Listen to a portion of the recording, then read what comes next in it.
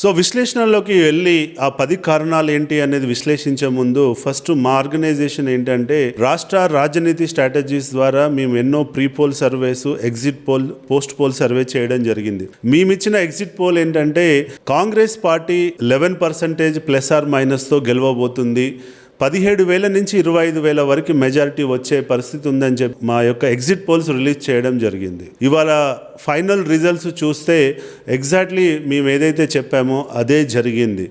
ఏ survey agency కూడా predict చేయనంతగా Congress party 25,000 majority వస్తుంది అని చెప్పి అంచనా వేసినటువంటి ఏకైక ఆర్గనైజేషన్ ఏదైనా ఉందా అంటే అది మా రాష్ట్ర రాజనీతి స్ట్రాటజీస్.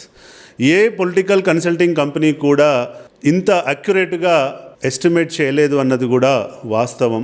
మీరు ఇక్కడ స్క్రీన్ మీద చూసినట్టుగా మీరు నెంబర్స్ అన్నీ చూసుకోవచ్చు ఎంత ఎగ్జాక్ట్గా వచ్చాయని చెప్పి. మేము కాంగ్రెస్కి 50% వస్తుందని చెప్పాము, కాంగ్రెస్కి 50.83% రావడం జరిగింది. అటు బీఆర్ఎస్కి 39% వస్తుందని చెప్పాము, బీఆర్ఎస్కి 38.13% రావడం జరిగింది. బీజేపీకి 8% వస్తుందని చెప్పాము, బీజేపీకి 8.76% రావడం జరిగింది.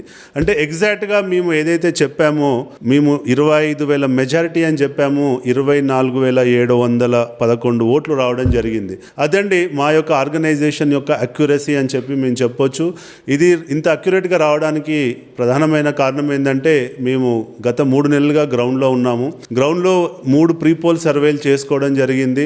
ప్రతి ప్రీపోల్ సర్వే 15 డేస్ గ్యాప్లో చేయడం వల్ల మాకు కొంత పల్స్ అన్నది అర్థమైంది. అదే రకంగా ఎగ్జిట్ పోల్స్ తక్కువ బూతుల్లో వేస్తే ఫెయిల్ అయ్యే ఛాన్సెస్ ఉన్నాయని చెప్పి మేము 406 బూతులు ఉంటే అన్ని బూతుల్లో కూడా ఎగ్జిట్ పోల్ మేము చేయడం జరిగింది.